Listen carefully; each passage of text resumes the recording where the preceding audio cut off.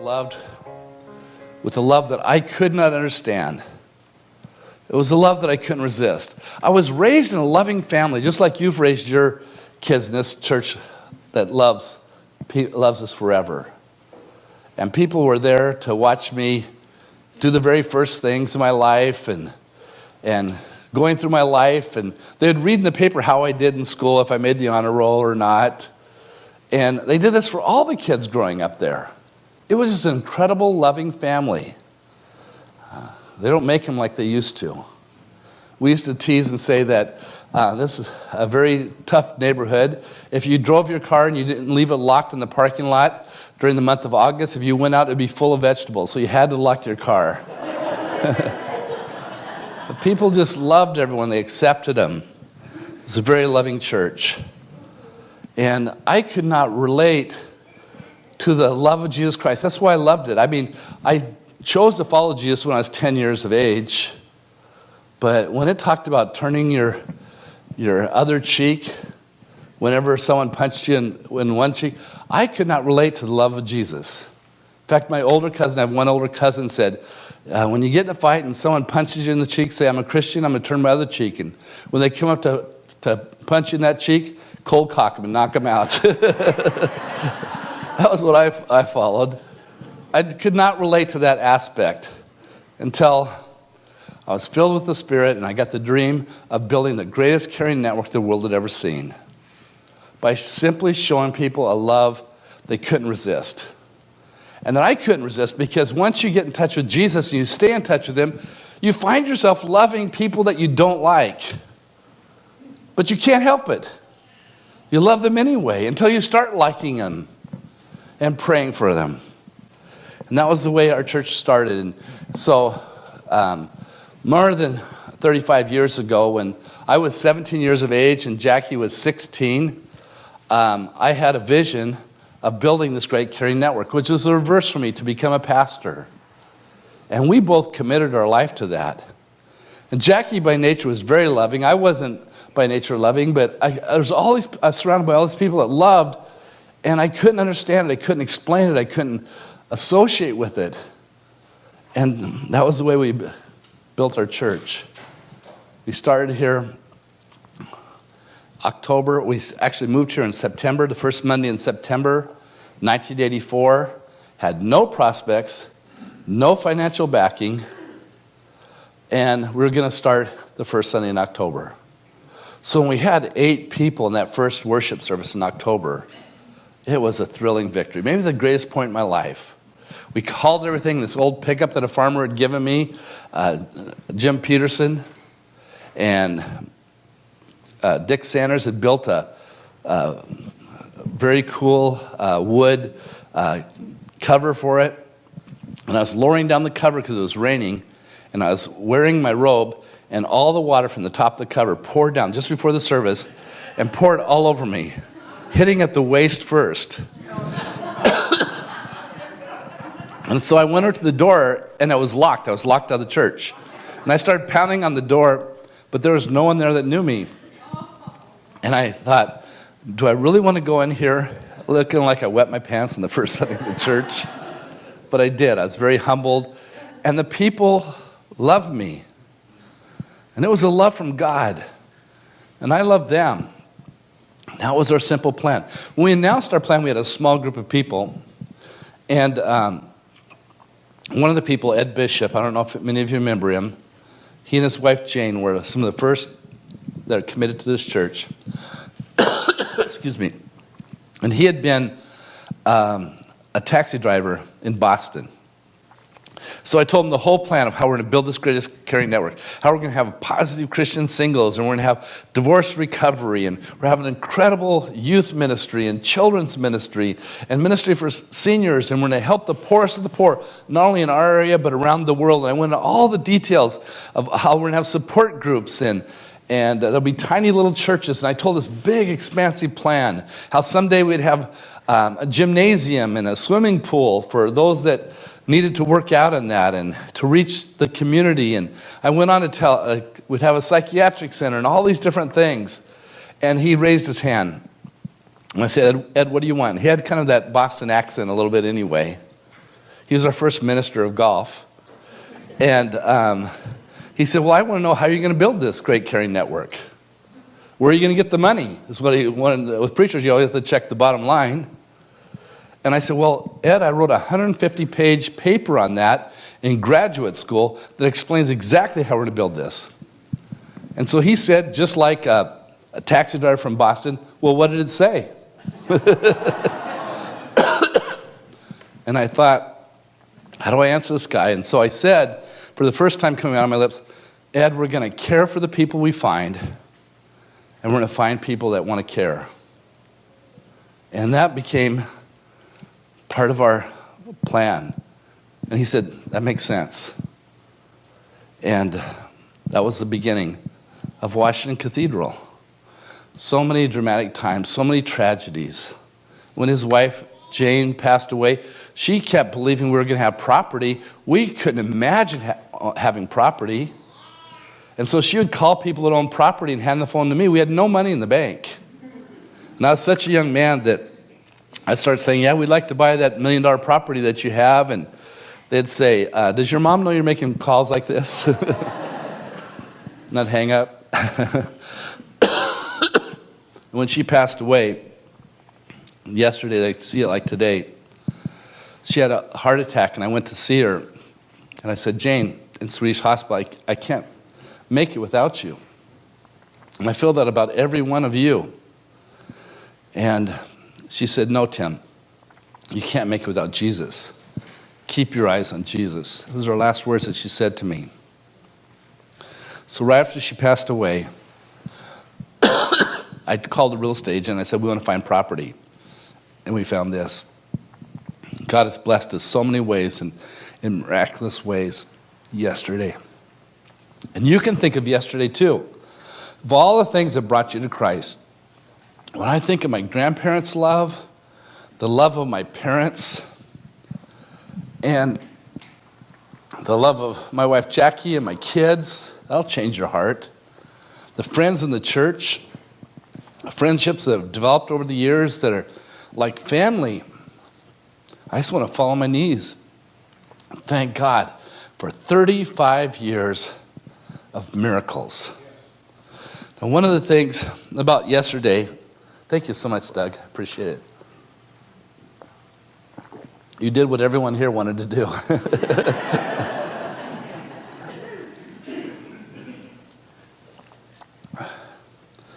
When I think about the thoughts of yesterday, all of us think of yesterday, but we think of it with some pain that immobilizes us. It causes us to seize up because we think of the painful minutes. Has there been pain in the last 35 years? Yes. Have we made mistakes in the last 35 years? Surprisingly, yes. There have been struggles, a lot of struggles. So it makes our friendship so tight. You're the ones that stuck with it. You're the ones that we're not only branded with the dream and the ideals of building a great caring network and loving people with a love they can't resist, but you're loving with a love I can't resist and the community can't resist. So we look on the mistakes of yesterday, and that's the thing about Jesus. He's the God of yesterday. He can go into the past, not just superheroes that can run so fast they go into the past, or not just Star Trek that flies so fast they go into the past, but Jesus goes into our past where we're broken and we're hurt and we have anger and we want to nurse those wounds, and He can give us the victory. He can bring us to the point of forgiving and being forgiven so we're not held by yesterday.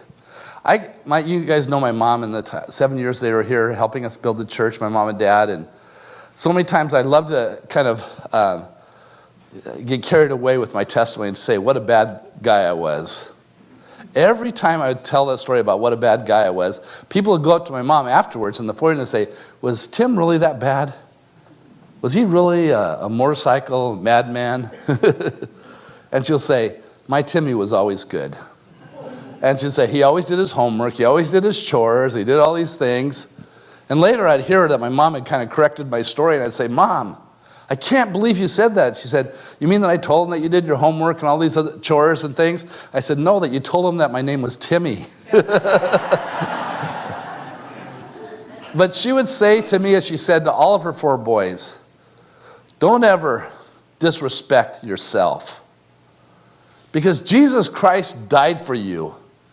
God made you in the first place. And he has a plan for your life. The Spirit of God is in your heart, drawing you to be closer to him.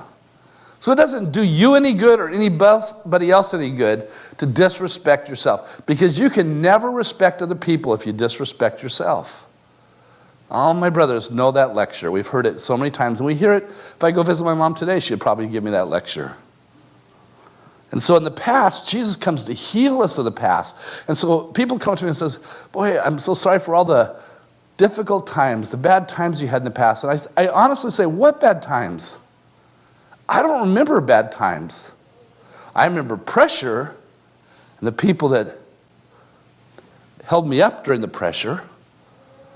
I remember mistakes and failure, the people that would forgive and I could forgive. That's a real thing. Jesus Christ going into our past where people carry around the wounds of the past all the time. How else could they be a mad murderer, mass murderer? But if they hadn't done that. There was an article in Psychology Journal that said, caught my attention, it said, the journey of a tormented heart. And it told how a person could become a school shooter. All the hurts and all the injuries and all the pain that they could never let go of. Jesus Christ says, you can be forgiven. You can forgive. And you guys might think, well, now he's being a preacher. You see it. How many of you followed the trial of the police officer down in Texas, the lady that she was no longer a police officer, but she came home late at night, got disoriented, went to the wrong condo. And when she walked in, her neighbor walked in, and she pulled her gun, afraid for her life, and she killed that man. It was so tragic. But then last week, did you follow the news last week? Last week, that man's brother got up to testify. They said, is there anything you want to say? And he said, I just want to say that I forgive the lady that killed my brother. And he said, I just want to ask her if I could give her a hug. So right there in front of all the national and international press, this guy went over to a lady that was so hurt and torn by her mistake, and they hugged each other with tears. And later he said, that was the forgiveness of Jesus Christ. He allows us to forgive what we could never forgive and not be a victim of a torturous heart, but to be clean. And that's what we need to tackle the next 35 years. To look at it and say, what bad memories? I honestly don't remember any bad memories. I only remember courage. I remember those days that Jackie was talking about when we couldn't get an oil for a house. It was something like $70 to fill it, and we thought we'd take a 30-year loan to pay off the $70. I don't remember those bad memories. I remember it as good memories. I remember it as people bringing a turkey over for us at Christmas.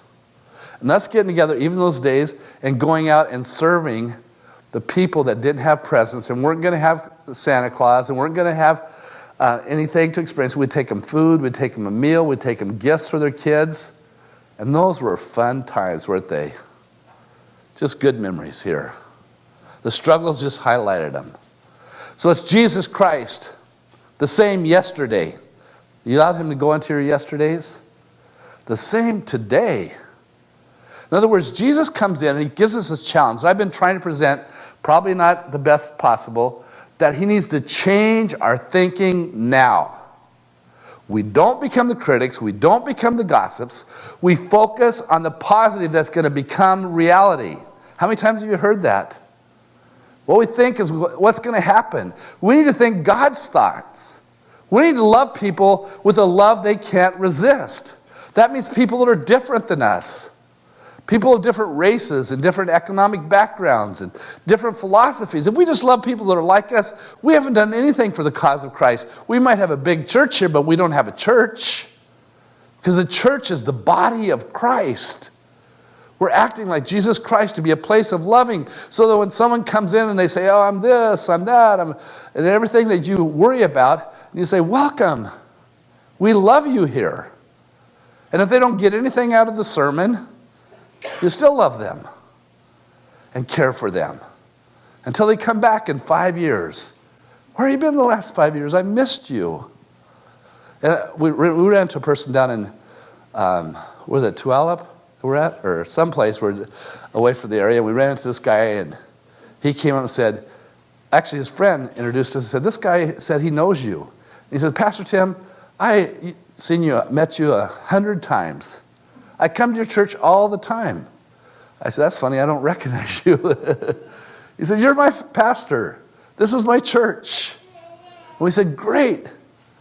So nice to say hi to you. We love people if they come once a year, or once every 20 years, or every Sunday, right? Because that's the mission of Jesus Christ, to love people with a love they can't resist. We've been talking about that, focusing on what God wants us to think. And it's not easy, but it's life-changing.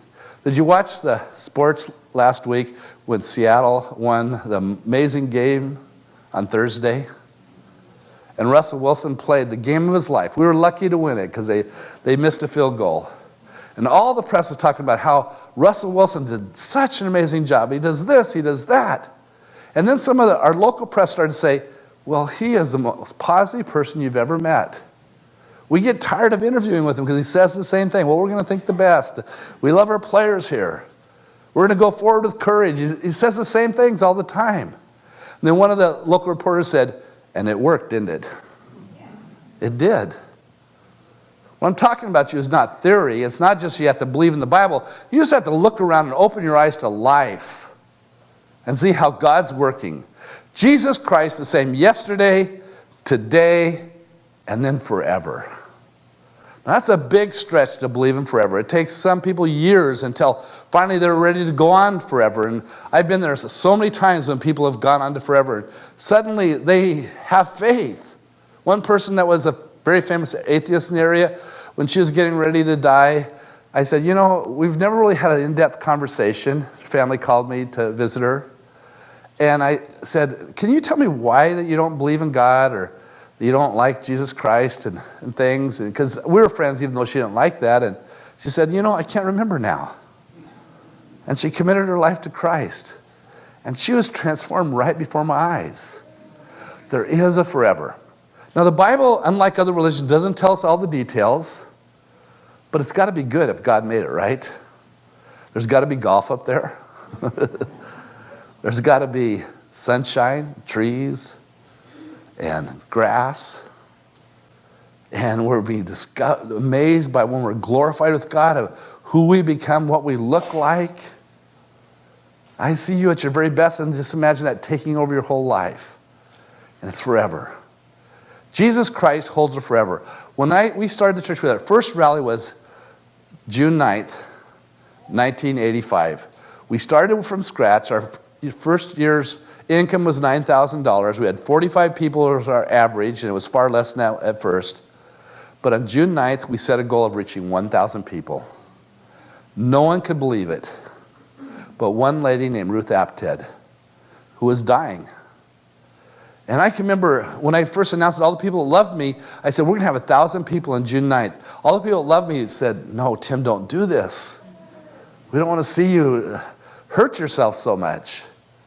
And my dad, someone even told on me and called my dad. My dad said, well, you should announce such big goals. We all believe in dreams, but having 1,000 people on the first year, it's just not going to happen, Tim.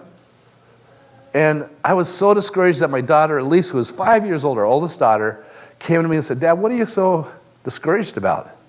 I said, I accidentally announced we're going to have 1,000 people on June 9th. No one believes it, and I'm going to look like a fool. And I can still remember her, 5 years of age.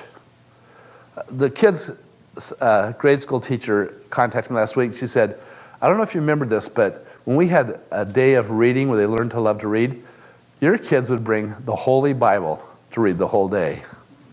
She said, I've never had any other kids do that. Well, Elise came in at 5 years of age, and she said, Dad, what are you so discouraged about? I told her, she said, Dad, nothing's impossible with God.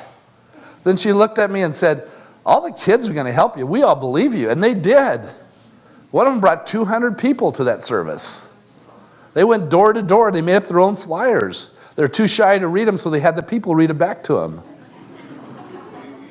And she looked at me and she said, all these kids are going to help. And she said, Dad, let's go for $1 million. Jesus Christ has forever taken care of. We don't need to worry about it. And when we had 1,003, and Ruth Apted was the 3 last people to come, and we didn't think she was going to live that long, we knew it was a miracle. And our church has lived by miracles, and we've seen so many miracles take place that we're astonished to us. Because even though we believed, it was hard to believe that God controls forever.